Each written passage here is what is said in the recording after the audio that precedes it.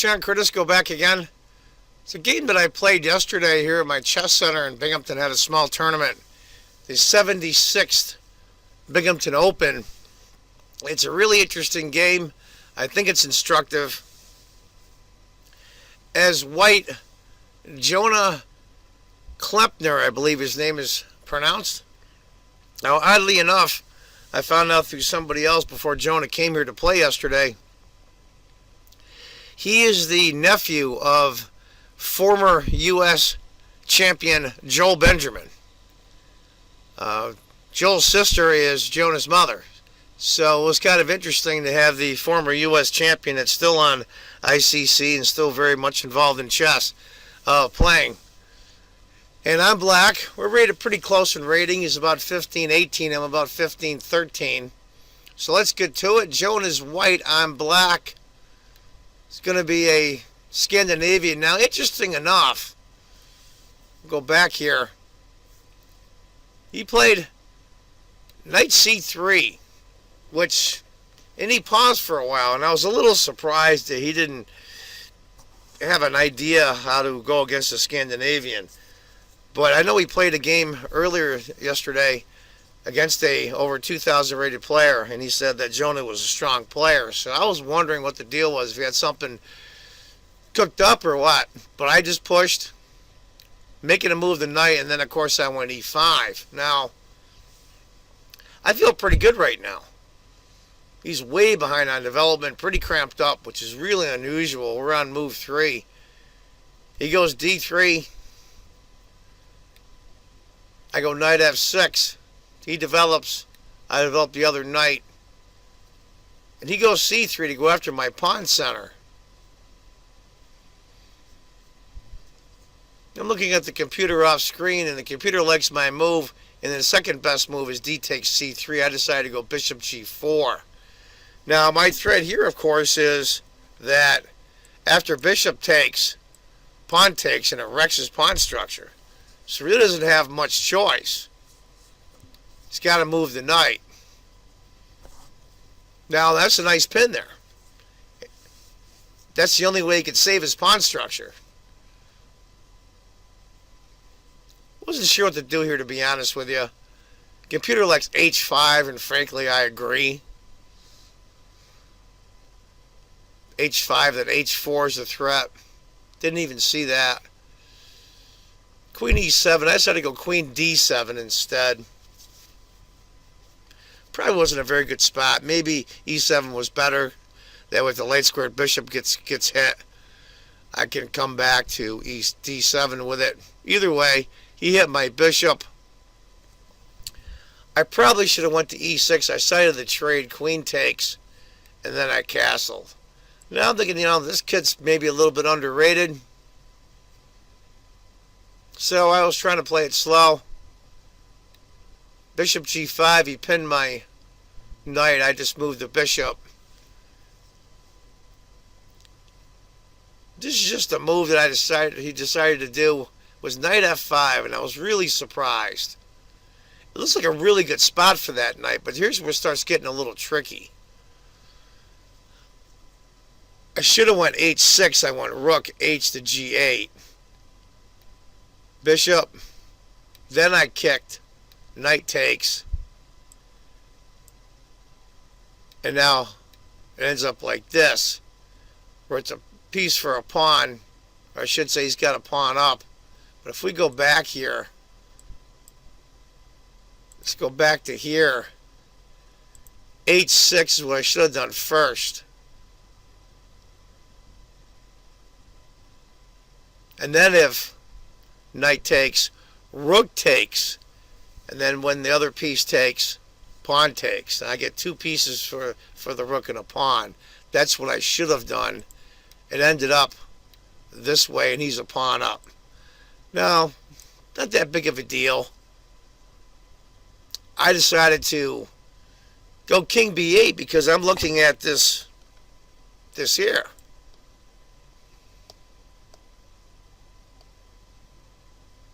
But now that I look at it, maybe if he had played that, rook would have taken. I should have played maybe d takes c3, open up his king a little bit. But king b8 wasn't a bad move. He decided to go there anyway. Queen d6. Queen takes. Rook takes. I didn't want to screw up my pawns. So we're okay. Rook to d1. h5. Now you can see why, if he takes, this rook gets in. Then this other rook comes over. So he goes to f3. If bishop had taken, after pawn takes, king e2, rook f6. And he's a little cramped up. But I went there anyway. King e2, and then b5. So I'm thinking, it's okay. I mean, he's up a pawn, but it's a pretty close position. I've got my knight for the close position. I should be okay. He moves rook over. Now, the computer gives me a question mark for this move. I did it to try to get something started. The computer likes h4. D takes c. Rook h6. I decided to go b4. I don't think it was a question mark move. I decided to open it up a little bit. And then it's funny, the right move after that, when he went c4, he gave him a double question mark. And then I went h4, get that pawn off the light square, the bishop's attacking. g3, rook, g4. Now his bishop pretty much sucks, to be honest with you. And I'm looking at the computer off screen and it agrees. He's a pawn up and we have an even score. His late squared bishop's going to have a hell of a time trying to get into the game. Or my knight might be able to get some shots here, as you're going to see. Rook g5. I wanted to stop the advance of the pawn to get his bishop out. What I'm thinking is he might have pushed his pawn down the road. Bishop here, and that way he'll sacrifice his pawn and get his bishop out and play. Didn't want to do that. He moved his rook over. So I decided to go on a little journey here. The knight's going to end up going here, here, and here. If he gets on a dark square, that's a good spot. Knight e7, king d2. Knight comes up. Being in a closed position, not much he can do. I went c5 just to close it up a little bit. Bishop g2. Brought my king up. No big rush. Rook a1. Then I went knight.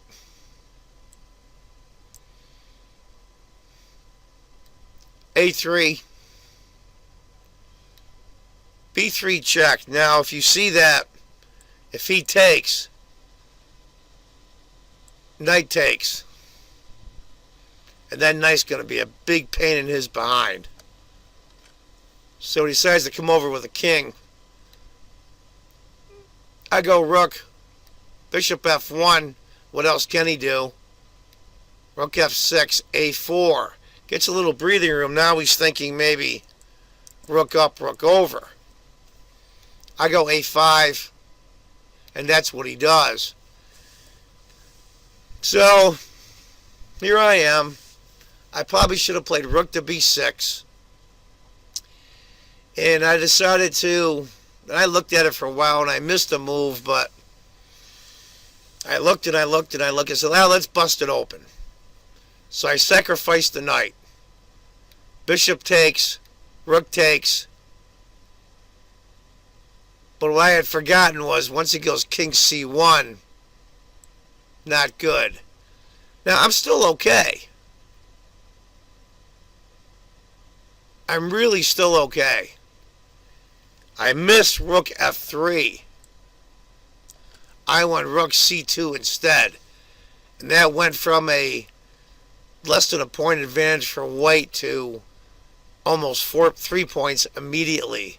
After rook f3, he's got to move Then I moved the pawn, which I wanted to do. The bishop takes, rook takes, rook takes, rook f3. It's still going to be tough, but how's he going to guard his g4 pawn? Plus now his rook is getting active. But I went rook c2 instead. I completely missed it. He moved the king over. I decided to hit the bishop. Bishop moves. Then I go rook f2 now. But of course, it's too late. Rook takes, f5, pawn takes. And we played for a few more moves and I resigned. I felt pretty bad. I thought that sacrifice was decent. I missed the move, of course, for the follow-up. The rook to f3 would have kept me in the game. He's a pretty strong player, so anyway, don't lose your patience, especially in a close position. What was the big rush for me to take that pawn? I had plenty of time, and I decided to push it, but oh well, you throw the dice. Sometimes you're the pigeon and sometimes you're the statue, and that's the way it is. Anyway, folks, I hope you liked the game. Look for some more games coming up. All kinds of stuff going on in the chess world. They just got done with the World Cup, or they're still playing the World Cup. The town finalist is the young man from China and 11 Iranian. And right now the Isle of Man tournament is going crazy. Kramnik lost today to a fairly low-rated player. All hell's breaking loose. I love these open tournaments. So look for some games when I get some time to go over. And as I usually say, if you think chess is just a game, you're not playing it right. Take care, folks. Bye-bye.